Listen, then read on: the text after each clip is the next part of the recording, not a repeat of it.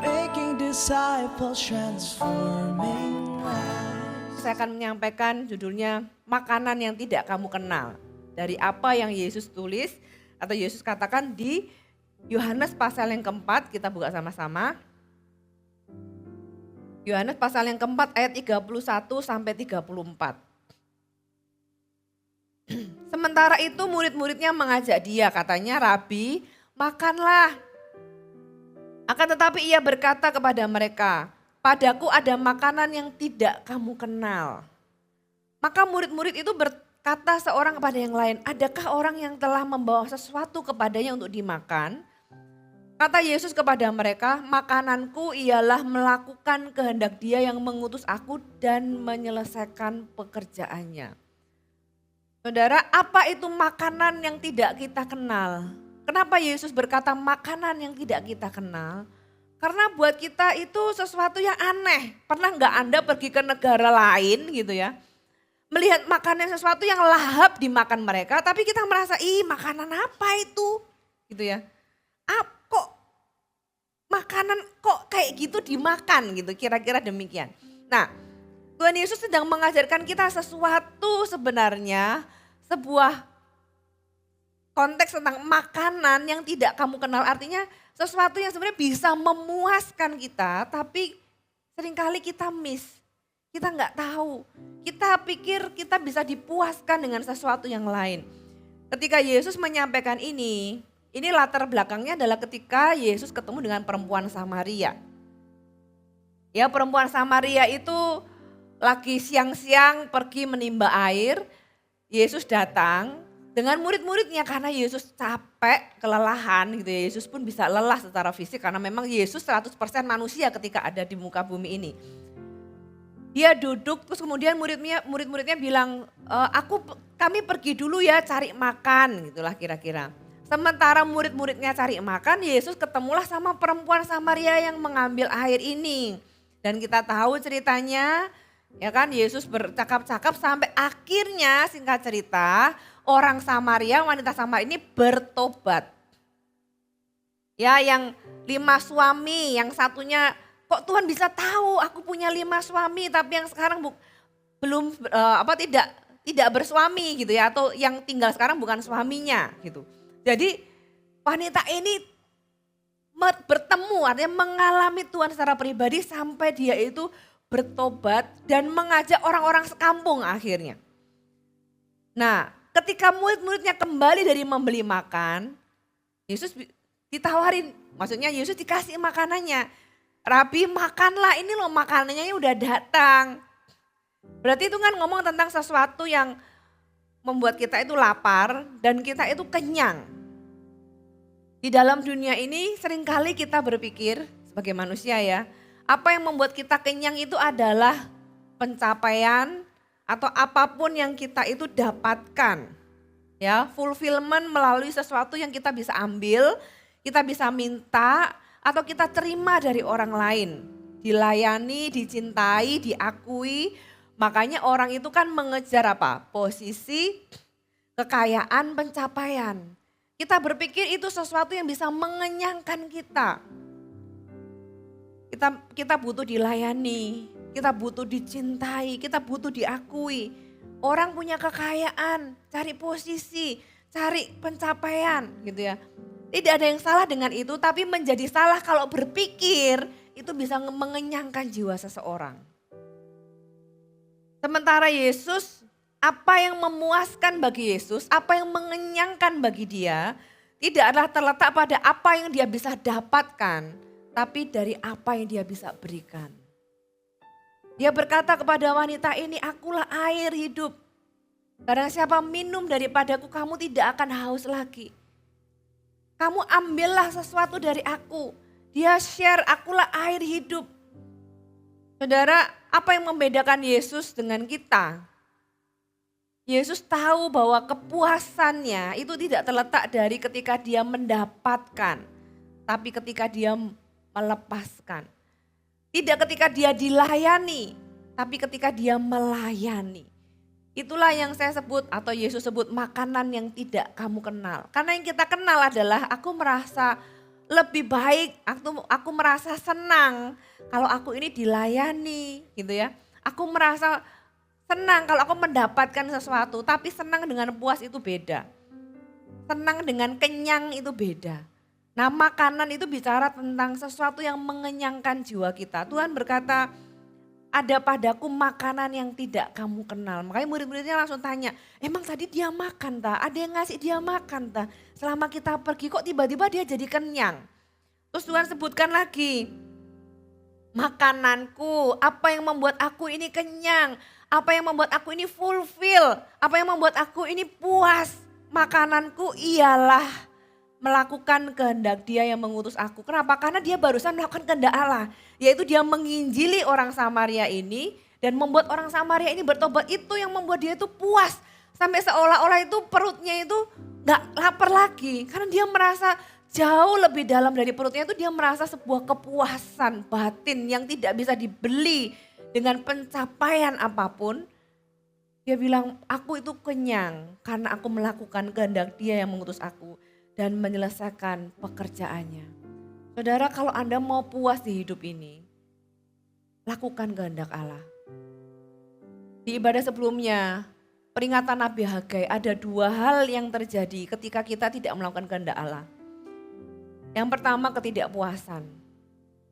Kita lakukan sesuatu, minum tapi kok gak puas, makan kok gak kenyang, dapat berkat tapi kayak uang transit doang gitu ya, karena pundi-pundinya itu berlobang. Nabur banyak dapat, kayak ada yang salah, kayak sesuatu itu gak memuaskan ya, kayak bocor ya kan. Kalau bocor itu gimana bisa puas, karena cuma lewat aja. Bukan saluran tapi sesuatu yang harusnya menampung tapi keluar. Ketidakpuasan adalah salah satu ciri seseorang yang di luar kehendak Allah. Tapi kepuasan adalah salah satu ciri kita itu sedang melakukan kehendak Allah. Karena itu adalah efek atau hasil seperti Yesus melakukannya. Saudara, kita perlu belajar dari Tuhan Yesus.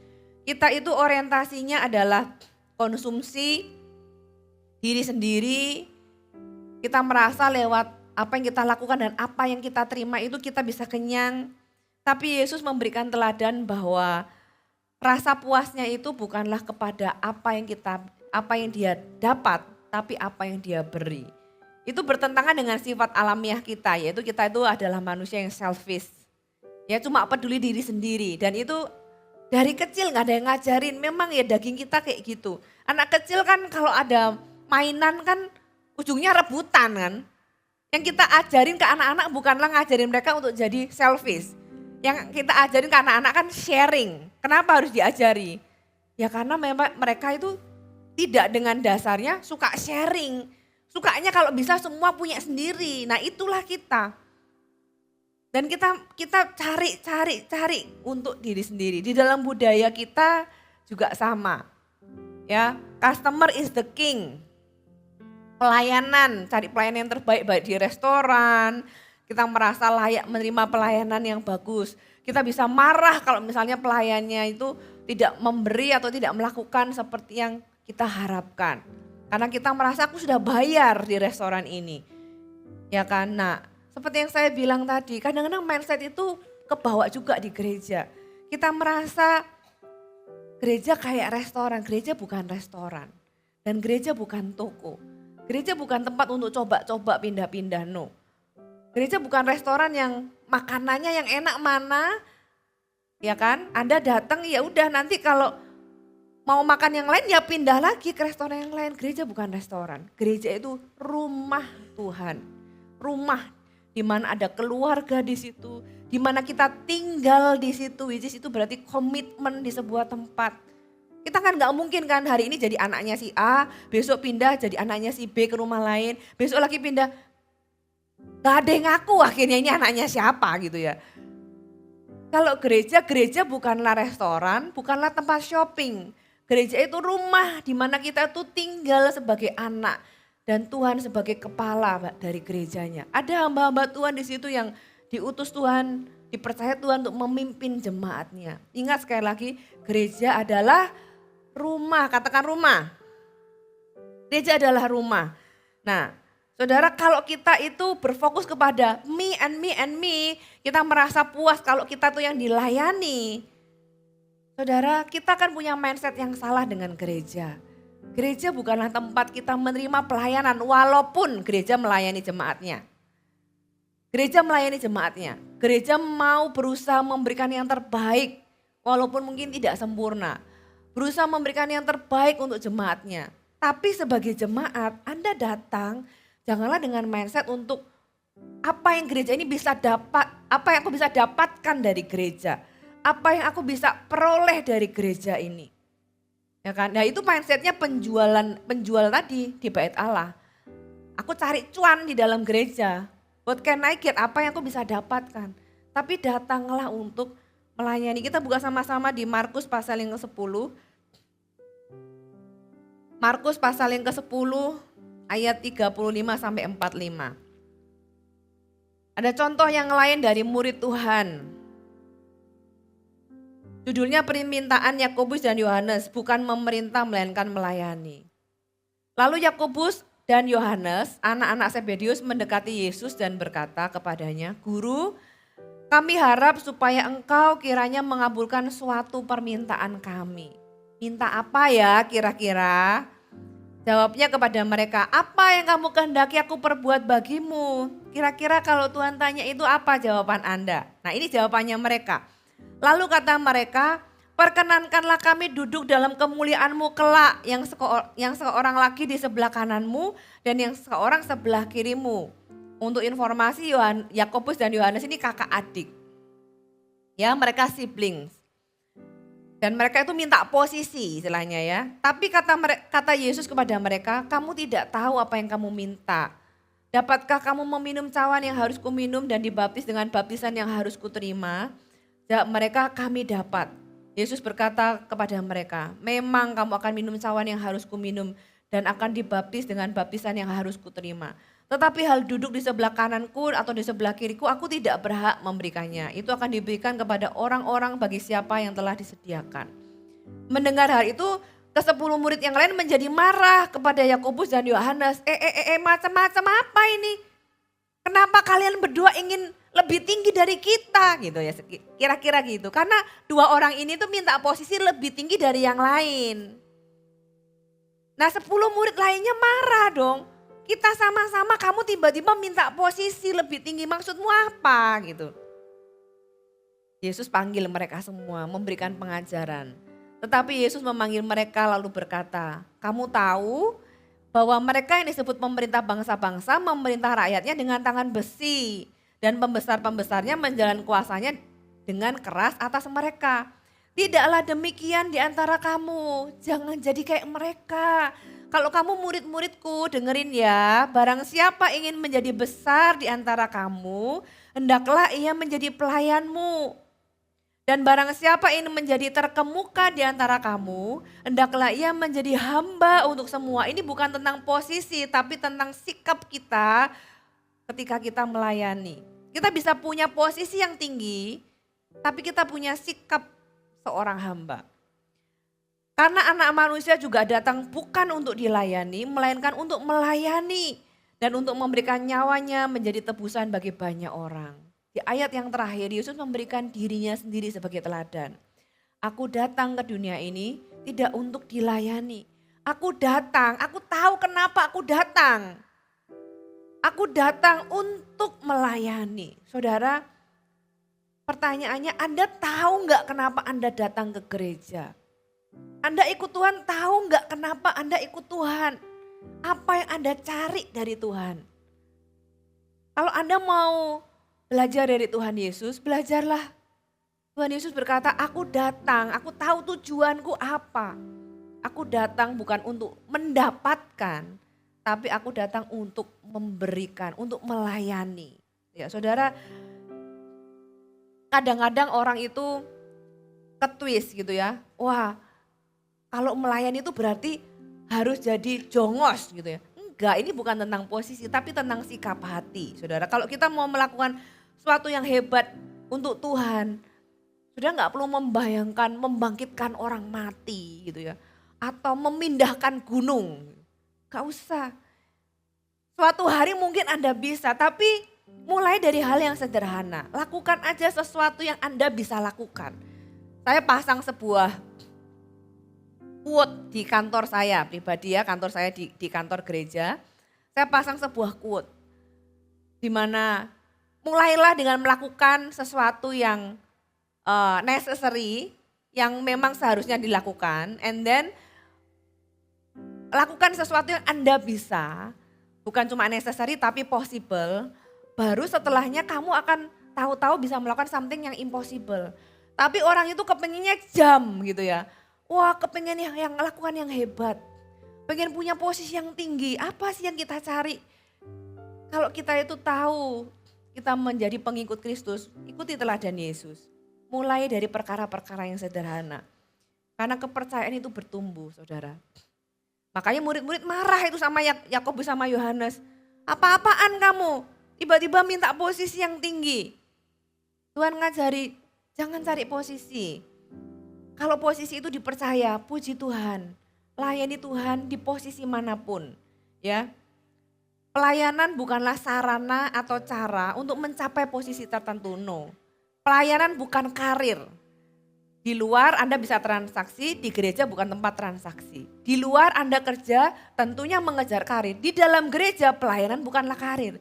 Jadi orang harus tahu, jangan samakan Anda di luar gereja dengan di dalam gereja. Kalau di sekuler Anda bekerja, kejarlah karir. Karena Anda kerja kan untuk itu gitu ya. Tapi ketika kita melayani, jangan lihat pelayanan sebagai karir. Lihatlah pelayanan benar-benar sebagai cara kita tuh melakukan kehendak Allah. That's it, itu aja. Ya, pelayanan bukanlah sarana atau cara mencapai posisi tertentu atau pengaruh tertentu. Sebaliknya, posisi atau pengaruh adalah sarana untuk melayani. Saya ulangi lagi, pelayanan atau melayani bukanlah sarana untuk mencapai posisi tertentu. Tapi apapun posisi yang dipercayakan kepada Anda, pakailah posisi itu untuk melayani orang lain.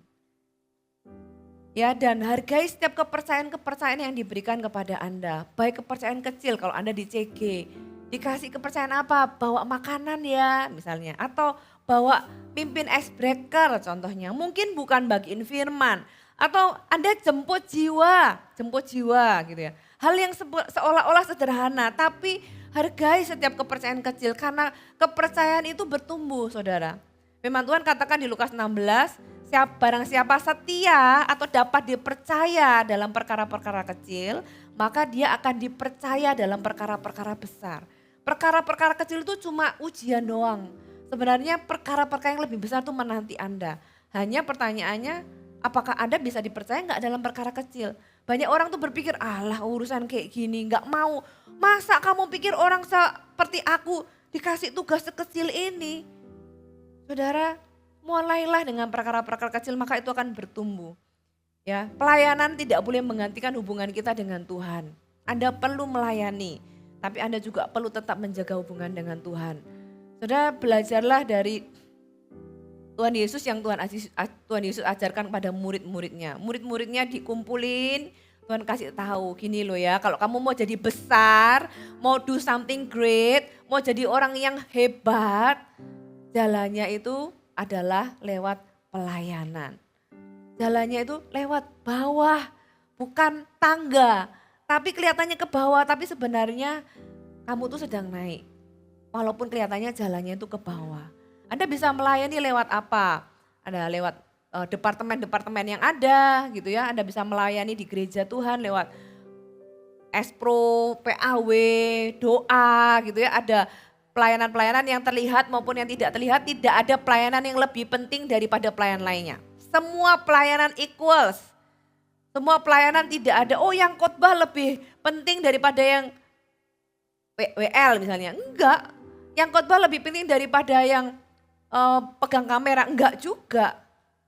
Semua pelayanan itu equal, sama pentingnya kita membutuhkan satu sama lain. Masa Anda bilang kaki lebih penting daripada tangan? Ya semuanya penting. Jantung lebih penting daripada ginjal. Lah diambil salah satu juga kita gak bisa hidup ya kan saudara. Semua kita itu punya bagian masing-masing dan semuanya itu penting. Saudara, Anda bisa melayani juga di CG misalnya. Ya, bawa jiwa, bawa sesuatu, sharing, dimulai dari itu. Kalau Anda bisa ikut pelayanan di departemen, ikutlah pelayanan di departemen. Lakukan pelayanan dengan segenap hati, saudara. Karena itulah yang memuaskan jiwa kita. Makanan yang tidak kita kenal, kita pikir itu aktivitas, padahal itu sesuatu yang mengenyangkan jiwa kita. Kita pikir apa yang mengenyangkan jiwa kita itu sesuatu yang ada di luar, pencapaian dan lain. No, firman Tuhan dengan jelas bilang, melakukan kehendak Allah dan menyelesaikan pekerjaannya, itulah makananku, kata firman Tuhan. Tuhanlah yang paling ngerti ini loh hati manusia, karena dialah yang menciptakannya. Saudara, kalau mau puas, kalau mau kenyang di hidup ini, lakukan kehendak Allah. Libatkan diri Anda di dalam apapun yang Anda bisa lakukan. Kalau Anda tidak tahu aku jadi apa ya, apa yang aku bisa lakukan ya, Anda bisa tanya deh ke CGL, ke coach Anda. Apa aku mau melayani, kasih aku pelayanan. Saudara, nggak apa-apa di tempat ini Anda minta pelayanan. Nanti Anda akan diajari jalur-jalurnya, gimana caranya. Kalaupun belum ke pelayanan departemen, Anda akan dilatih di dalam CG. Tapi yang penting bukan itu, yang penting dari dalam ini loh. Kita tahu bahwa ternyata ada satu hal yang bisa memuaskan jiwaku. Yaitu ketika aku itu hidup melakukan kehendak Allah. Saudara, kenapa kita perlu melayani? Karena untuk itulah kita ada. Buat apa sih kita hidup ini? Benar enggak saudara? Apakah Anda hanya hidup, ya kan, kerja, membangun keluarga, terus saudara, kita hidup itu untuk melayani Tuhan. Lewat semua yang kita bisa lakukan. Nah, di dalamnya memang kita bekerja, memang kita berkeluarga dan sebagainya. Tapi semuanya itu terkorelasi dengan rumah Tuhan. Untuk itulah kita ada, semua potensi yang Tuhan taruh di dalam diri kita itu bukan semata-mata supaya kita tuh bisa kerja aja, bukan. Tapi harus ada korelasinya dengan rumah Tuhan. Harus ada korelasinya dengan pembangunan rumah Tuhan. Efesus pasal yang kedua, kita buka sama-sama Efesus pasal yang kedua. Ayat yang ke-8 sampai ayat yang ke-10.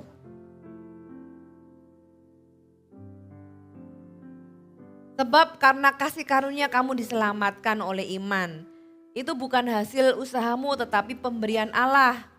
Itu bukan hasil pekerjaanmu, jangan ada orang yang merendahkan diri. Karena kita ini buatan Allah, diciptakan dalam Kristus Yesus untuk itu ngomong tentang tujuan, ya. Untuk melakukan pekerjaan baik yang disiapkan Allah sebelumnya. Bagaimana Allah menyiapkan kita untuk pekerjaan baik itu? Sebelum Anda lahir itu sudah ditaruh potensi masing-masingnya, itu sudah disiapin. Setiap dari Anda itu pasti punya talenta. Minimal punya satu talenta. Pasti ada potensi, pasti ada kemampuan, pasti ada sesuatu yang Tuhan sudah tanam, sudah dipersiapkan di kandungan ibu Anda. Di kandungan mama kita, gitu ya. Itulah yang Tuhan persiapkan untuk kita bisa melakukan pekerjaan baik. Dan gak cuma melakukannya, Tuhan katakan Ia mau supaya kita hidup di dalamnya. Pertanyaannya, apakah potensi yang Tuhan taruh di dalam hidup Anda itu sudah Anda hidupi untuk pekerjaan Tuhan, untuk rumah Tuhan? Saudara, kita buka lagi ayat firman Tuhan di Roma pasal yang ke-7 ayat yang ke-4.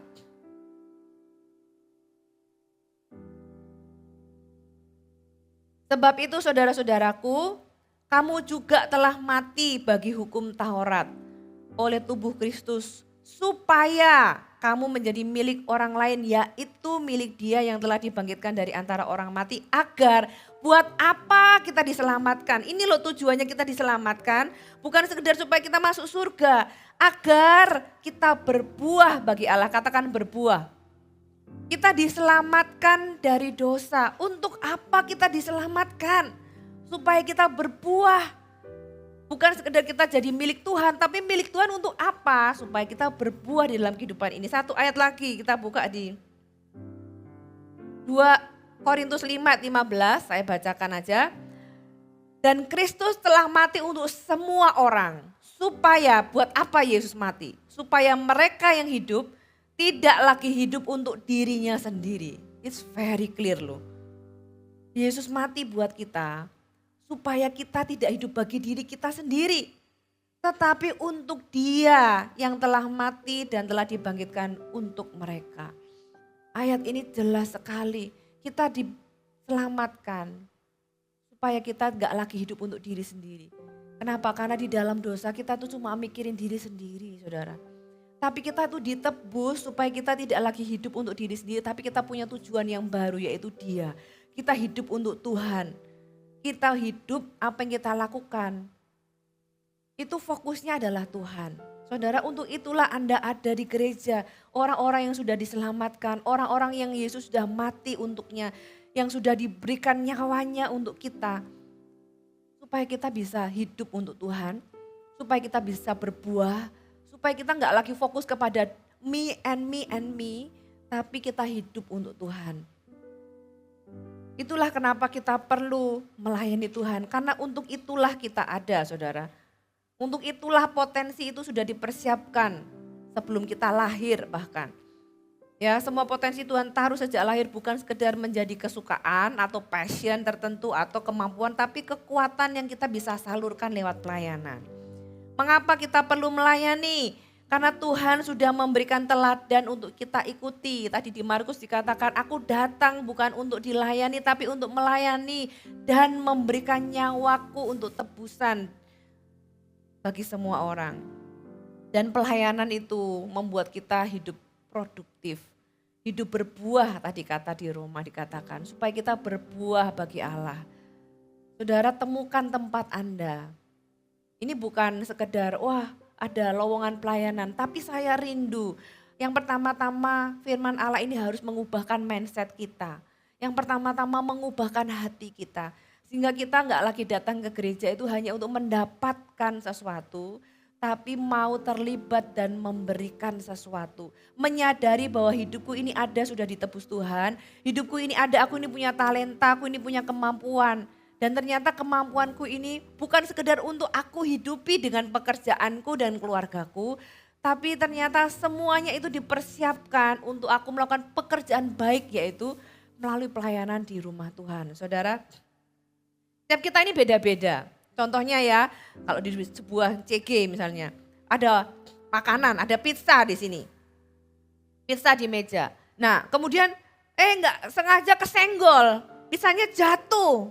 Nggak bisa dimakan, jangan bilang belum 5 menit ya. Pizzanya jatuh nih, nggak bisa dimakan. Nah, orang-orang di sekitarnya ada yang bilang, oh nggak apa-apa, aku beliin lagi. Nggak apa-apa udah biarin, diberesin aja aku beliin lagi. Dia langsung keluar beli gitu ya, lewat online misalnya. Orang ini punya karunia memberi. Orang ini langsung solusinya buat dia memberi. Ada orang lain yang wah langsung ayo sini ayo kita beresin gitu ya. Langsung dia mimpin kamu gini kamu gitu. Nah ini orang punya karunia leadership, administrasi. Ya biasanya kalau gini pelayanannya expro ya kan. Ayo siapin ini itu, nyuruh ini nyuruh itu gitu ya. Kan beda gitu ya, satu beliin pizza, yang satu beresin. Yang satu lagi tak doakan ya supaya pizzanya cepat datang ya kan. Ya kan, dia pikirannya apa yang dia bisa lakukan lewat doa. Wah ini orang ini suka berdoa. Ada yang making a joke supaya nggak saling menyalahkan.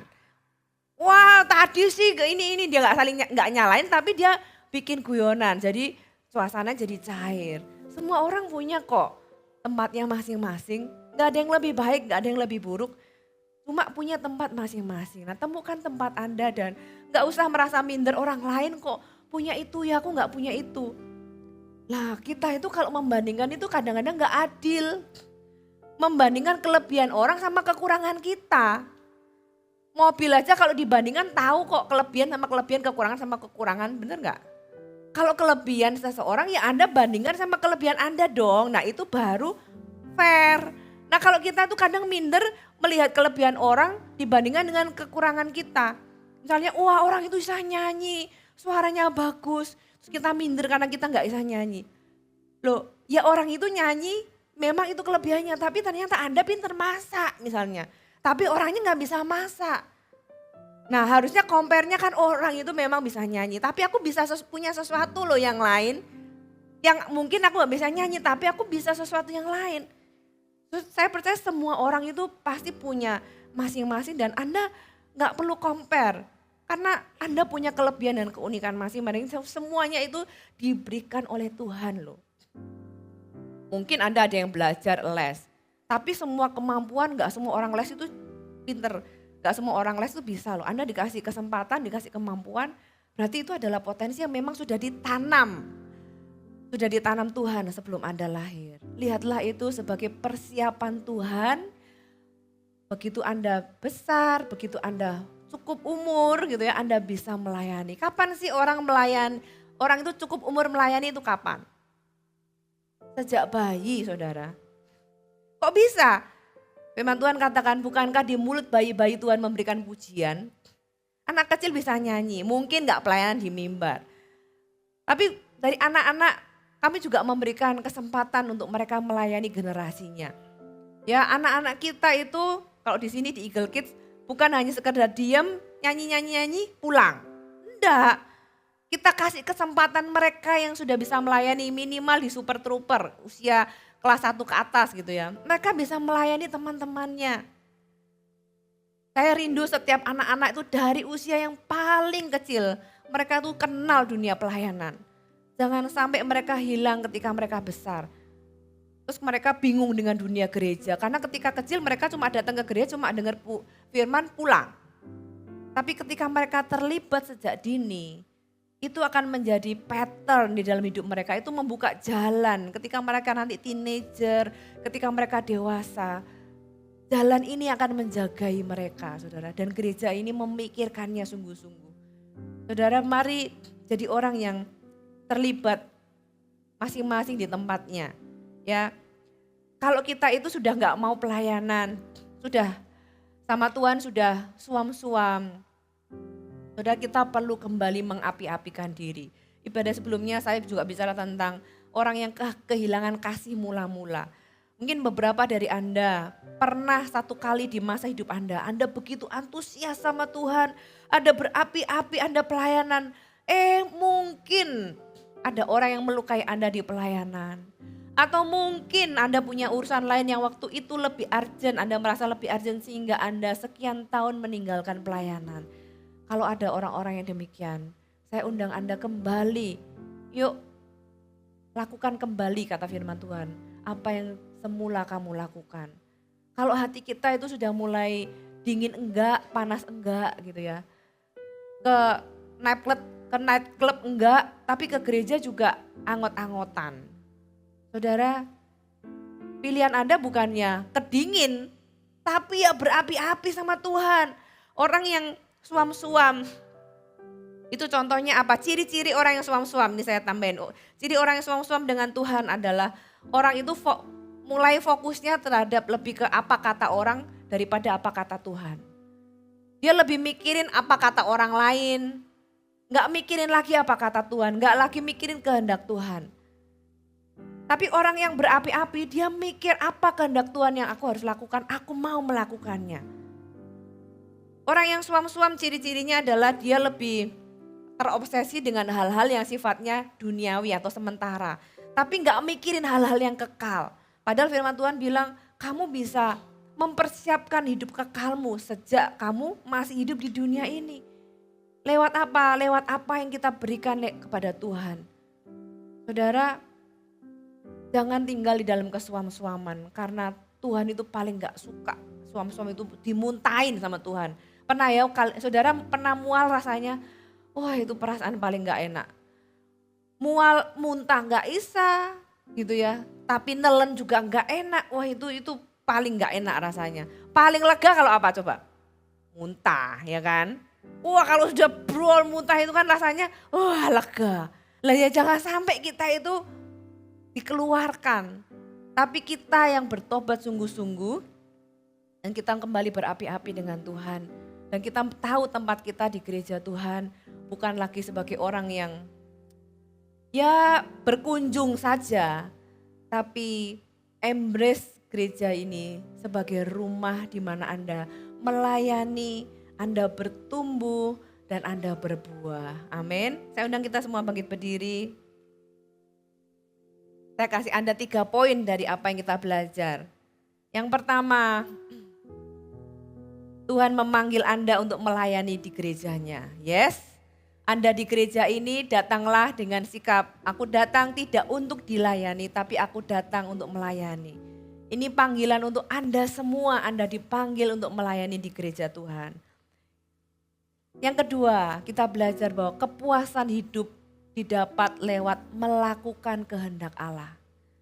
Kepuasan kita itu didapat ketika kita melakukan kehendak Allah, ada di dalam poros kehendak Allah. Itulah makanan yang seringkali tidak dikenal oleh jiwa kita.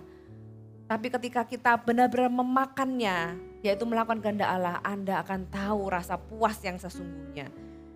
Poin yang ketiga, setiap orang bisa mengambil bagian di dalam membangun rumah Allah. Kenapa? Karena semua orang sudah dipersiapkan oleh Tuhan. Dikasih potensi, dikasih talenta, dikasih kemampuan. Masing-masing mungkin beda. Tapi semua orang itu pasti dikasih sesuatu, dipersiapkan untuk pekerjaan baik. Amin.